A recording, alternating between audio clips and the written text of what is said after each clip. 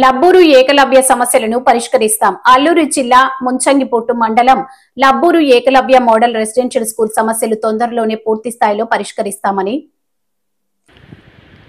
లబ్బూరు ఏకలవ్య సమస్యలను పరిష్కరిస్తాం. అల్లూరి జిల్లా ముంచంగిపుట్టు మండలం Labburu Eklavya model residential school సమస్యలు తొందరలోనే పూర్తి స్థాయిలో పరిష్కరిస్తామని APSRTC Vizianagaram zone chairman Siyari Donnudora తెలిపారు. ఆదివారం లబ్బూరు ఏకలవ్యలో సందర్శించిన అనంతరం ఆయన మీడియాతో మాట్లాడుతూ ఏకలవ్యలో ఉన్న నీటి సమస్య 2 రోజుల్లో పరిష్కరిస్తామని హామీ ఇచ్చారు. పాఠశాల 2వ అంతస్తు భవన నిర్మాణంతో పాటు ప్రహారీ గోడ నిర్మాణం త్వరలోనే పూర్తి చేస్తామన్నారు. లబ్బూరు ఏకలవ్యను టీడీపీ హయాంలోనే మంజూరు చేసిందని, కూటమి ప్రభుత్వం అధికారంలో ఉన్నప్పుడే పాఠశాల ప్రారంభించడం సంతోషంగా ఉందన్నారు. గిరిజన ప్రాంతంలో ఉన్న అన్ని గురుకుల ప్రభుత్వ పాఠశాలల సమస్యలు పరిష్కారానికి కృషి చేస్తామని అన్నారు. ఏకలవ్య పాఠశాల విద్యార్థులు ఉన్నత చదువులు చదివి ప్రయోజకులు కావాలని ఆకాంక్షించారు. పాఠశాలల విద్యాభివృద్ధికి కూటమి ప్రభుత్వం కట్టుబడి ఉందన్నారు.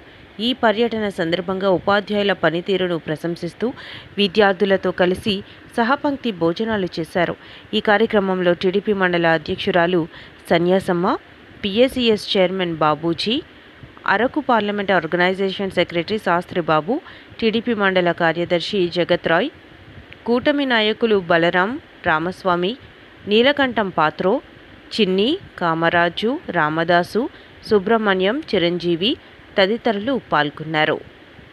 రోజు లబ్బూరు ఏఎంఆర్ఎస్ పాఠశాల సందర్శించడం జరిగింది.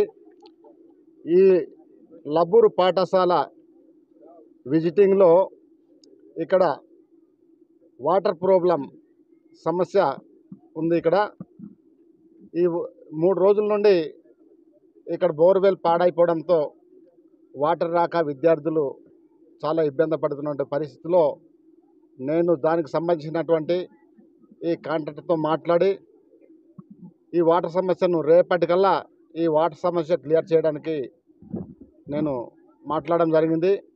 రేపటి నుండి ఈ వాటర్ సమస్య అనేది తొలగిపోయే పరిస్థితి ఉంది.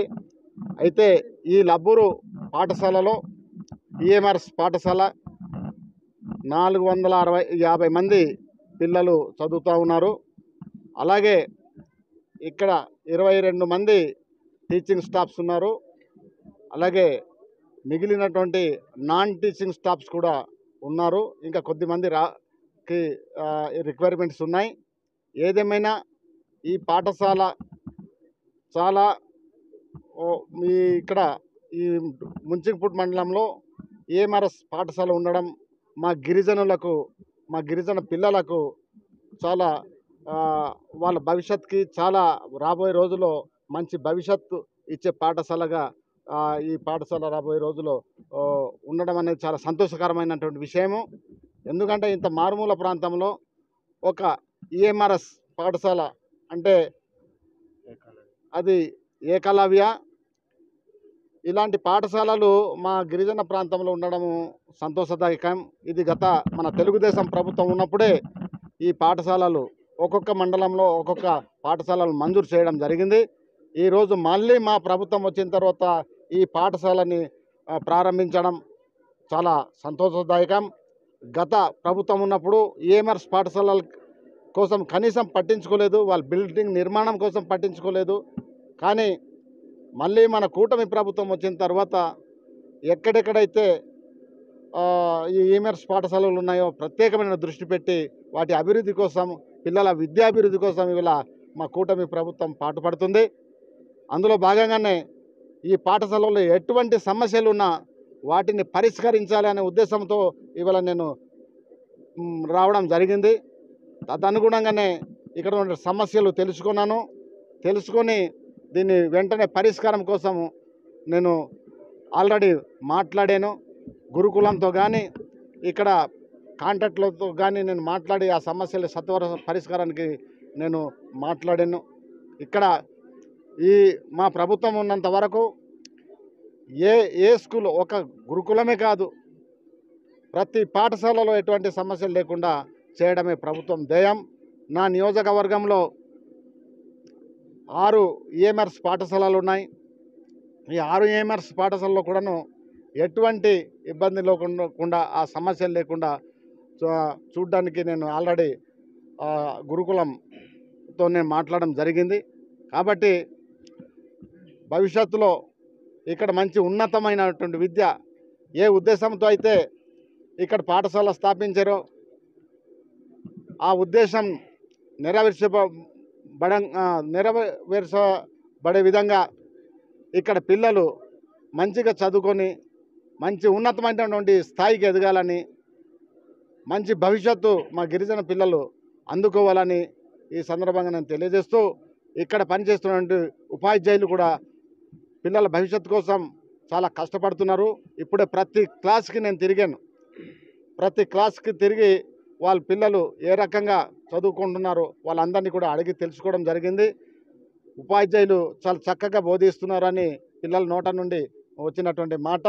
అలాగే వాళ్ళతో కలిసి నేను వాళ్ళకి మెను ఏ రకంగా పెడుతున్నారు, భోజనాలు ఎట్లా పెడుతున్నారని పరిశీలించడం జరిగింది. వాళ్ళతో పాటు నేను కూడా సహపంక్తి భోజనం చేయడం జరిగింది. మెను ప్రకారంగా ప్రభుత్వం నిర్దేశించినటువంటి మెను ప్రకారంగా ఇక్కడ మెను కూడా ఇస్తున్నారు. ఏదేమైనా ఈ పాఠశాల బాగా జరుగుతూ ఉంది. ప్రిన్సిపల్ గారు సుమన్ గారు కూడా అంత పిన్న వయసు అయినా కానీ చాలా బాధ్యత తీసుకొని ఈ పాఠశాలను ఒక మంచి పొజిషన్కి తీసుకెళ్లాలని ప్రిన్సిపల్ గారు కూడాను ఆవిడ చాలా కష్టపడుతున్నారు. దానికి తగ్గట్టు ఇక్కడ ఉన్నటువంటి ప్రతి స్టాఫ్ పిల్లల భవిష్యత్తుని దృష్టిలో పెట్టుకొని అందరూ కష్టపడుతున్నందుకు ప్రిన్సిపల్తో పాటు ఆ స్టాఫ్కి కూడా ధన్యవాదాలు తెలియజేస్తూ, ఈ మా ప్రభుత్వం, కూటమి ప్రభుత్వం గిరిజనుల విద్యాభివృద్ధి కోసం కంకణం కట్టుకొని గిరిజనుల విద్యార్థి కోసం అభివృద్ధి కోసం కట్టుబడి ఉంది.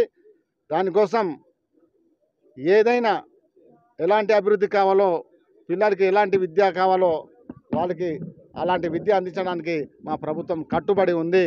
కాబట్టి రాబోయే రోజుల్లో ఈ పాఠశాల నుండి మంచి విద్యావేత్తలుగా తయారు చేయడమే లక్ష్యంగా ఈ మన ఉపాధ్యాయులు కృషి చేస్తున్నారు. కాబట్టి భవిష్యత్తులో మన పిల్లలు మంచి విద్య అందుకొని, నాణ్యమైనటువంటి విద్య అందుకొని మంచి భవిష్యత్తు అందుకుంటారని ఆశిస్తూ ఆశాభావం వ్యక్తం చేస్తూ ఉన్నాను.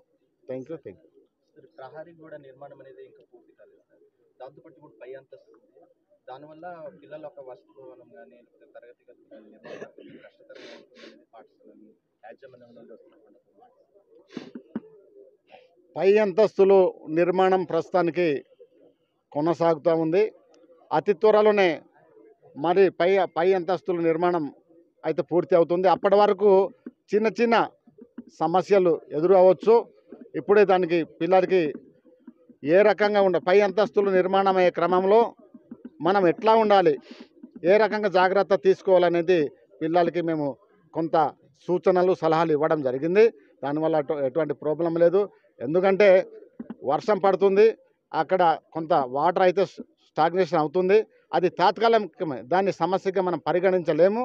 ఎందుకంటే పైన మనం అంతస్తు కడితే అక్కడ ఎటువంటి ప్రాబ్లం అయితే ఉండదు. ఇంకా ప్రహరీ కూడా అంటారా, ప్రహరీ కూడా అతి త్వరలోనే అది కూడా కంప్లీట్ అయ్యేటట్లు మేము సంబంధిత శాఖల వాళ్ళతో మాట్లాడుతున్నాము. Thank you.